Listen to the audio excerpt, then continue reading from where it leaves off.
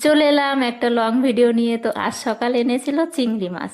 এদিকে আমি ভাবছিলাম বাবু চিংড়ি মাছ খেতে ভালোবাসে, তো ও বাড়িতে নেই, তো কি করার, যেহেতু অনেকদিন পর এনেছে তো ও তো ভিডিও দেখে আমাকে বলবে ফোনে। তো এরপরে দেখো আমি কিন্তু মাছগুলো কেটে ধুয়ে লবণ হলুদ মাখিয়ে নিলাম। তবে আজ চিংড়ির মধ্যে আবার ছিল 4টে গোচি মাছ। তবে গোচি মাছ খেতে কিন্তু বেশ ভালোই লাগে। তো এদিকে দেখো দুপুর বেজে গিয়েছিল তখন 1:45। তবে আজকেও কিন্তু প্রচুর গরম ছিল।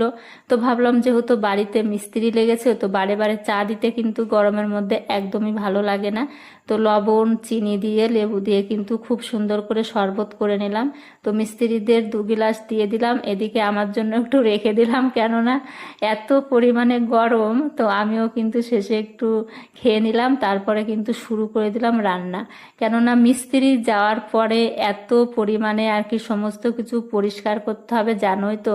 মিস্ত্রি লাগলে এতটা নোংরা হয়, কিছু আর বলার নেই। মিস্ত্রিরা একদম বারান্দার উপর দিয়েই আর কি জুতো পরে চলে যাচ্ছে, কলে আসছে।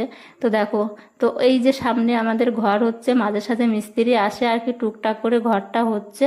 তো যাই হোক, এরপরে দেখো আমি রান্না শুরু করে দিলাম, কেননা দুপুর বেজে গিয়েছিল তখন 1:30। তো সমস্ত কিছু তো আগেই ভেজে নিয়েছিলাম। তো মশলাটা ভালো করে কষিয়ে নিয়ে দিয়ে দিলাম সবজিগুলো, আলু আর পটল। তারপরে কিন্তু আরও কিছু সময় কষিয়ে নিয়ে দিয়ে দিয়েছিলাম পরিমাণ মতো গরম জল। তারপরে জলটা ফুটে উঠলে দিয়ে দিলাম ভাজা মাছগুলো। আর আজকে গরম মশলা না থাকাতে নামানোর আগে দিয়েছিলাম ভাজা জিরের গুঁড়ো। তো যাই হোক, খেতে কিন্তু বেশ ভালোই হয়েছিল, বেশি আজকে মশলা দিইনি। তো এদিকে দেখো ঝোলটা একদম শুকিয়ে গিয়েছিল, তবু কিন্তু টেস্ট হয়েছিল। আর আজকেও করেছিলাম ভাদাল ভাজা। তো এইদিকে দেখো আজকে কিন্তু অনেক দিন পর আমার ইচ্ছাটা পূরণ হলো। অনেক দিন ধরে ভাবছিলাম যে বৃষ্টিতে ভিজবো, তো ফাইনালি সমস্ত কাজ সেরে যখন স্নান করতে নেমেছিলাম তখনই বৃষ্টিটা এসেছিল।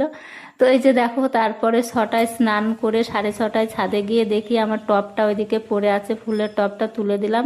তো আজকের আর কি সন্ধ্যাটা খুব সুন্দর আর কি ওয়েদার, আর আকাশটা এত সুন্দর লাগছিল দেখো। তো কেমন লাগলো ভিডিওটি জানিও, সবাই ভালো থেকো, টাটা।